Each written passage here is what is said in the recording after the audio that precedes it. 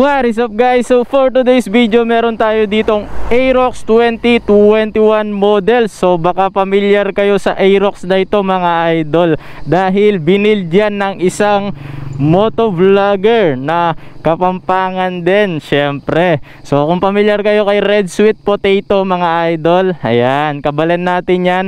So nandito ngayon gamit natin ang kanyang binild na Aerox. Step bro, eto ang iyong Aerox. Baka na mismo nandito siya ulit sa Pampanga. So i-check naman natin mga idol kung ano-ano nga ba ang ginawa ni Idol Red Sweet Potato dito sa kanyang Aerox. So ayan, umpisahan natin siya dito sa kanyang harapan mga idol. So kung makikita nyo naman, unang bubungad sa atin ang napakalupit na carbon fairings, forged carbon, pitik check.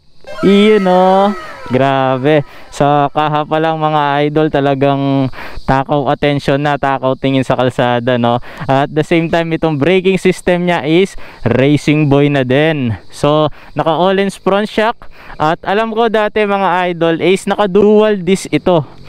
So ngayon na back to stock na siya.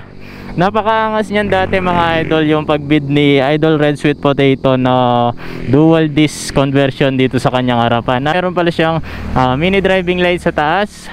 So mamaya check natin yung kanyang mga ilaw. So ayan, no, halos modified na rin yung kanyang lights.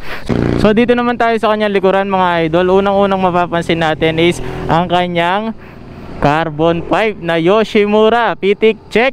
Hey! At syempre ang kanyang all-ins suspension. Pakaangas mga idol. At syempre dito talaga ako bumilib. Dito ako napahanga sa kanyang looks dito sa likuran. Grabe, machong macho ang datingan, no? Diba? Yung tire solid, oh. Lapad ng mags mga idol.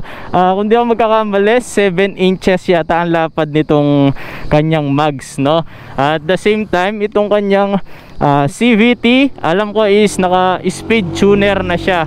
At kung mapapansin nyo din mga idol, naka disc brake din siya sa likuran. Ayan, at the same time naka Brembo caliper. Syempre ang kanyang seat from Boss Batusay. Ayan, napakaangas na seat, no? Customized seat. Baka naman Boss Batusay. So keyless na rin pala to mga idol. Ayan, tapos check natin ang kanyang panel. So ang tinakbo niya is 7,249. Napakabata pa ng Aerox na to mga idol. Since 2021 model siya. So 2 years na siyang ginagamit, pero nasa 7,000 pa lang ang kanyang odo. So far all goods naman. So check naman natin ang kanyang mga ilaw. Ayan, so ang kanyang park light napakaangas mga idol, no? Kung makikita nyo naman, at the same time sumasabay sa park light ang kanyang flasher, pero still working yan. Then syempre check natin ang kanyang signal light. Uy, working.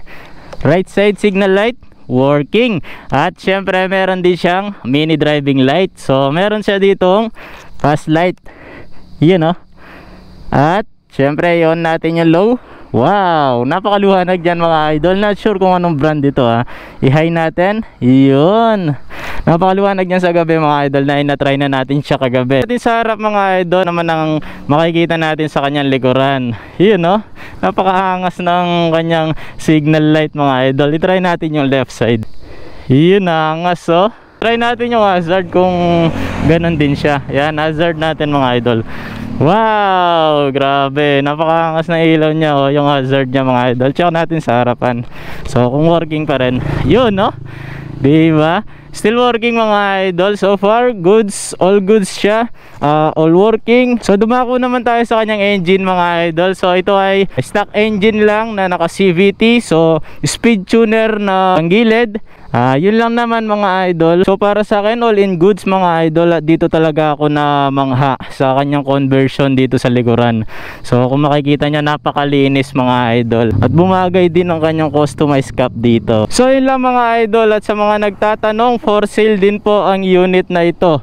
Ayan, pwede po kayong mag-PM sa page natin kung gusto nyong mapa sa inyo ang Aerox build ni Kabalen Red Sweet Potato. Ayan, pwede po kayo mag-PM sa page natin mga idol kung gusto niyo siyang i-avail. So, yun, nandito siya sa Pampanga. Ayan, pwede niyo siyang i-pick up dito sa Pampanga kung malayo-layo kayo mga idol. Pero hindi naman po pwedeng hindi natin pakita ang test drive sa inyo mga idol. Let's go! So, test drive na natin to syempre. Yun, no? Let's go! Napaka-cute pala ng kanyang side mirror. Ayan, naka-bar end side mirror pala siya, maidagdag ko lang. So, wala naman tayong ibang masabi. Halos talagang all in goods. Napaka-suabe. Sa kaha pa lang talagang ma-attract ka na, no? Sulit na sulit ang Aerox na ito. So, ayan, road test na natin mga idol. Ayan. So, syempre, no dragging, smooth. Ayun, no? Oh, ang ganda umakyat ng kanyang RPM mga idol, no? Oh, di ba?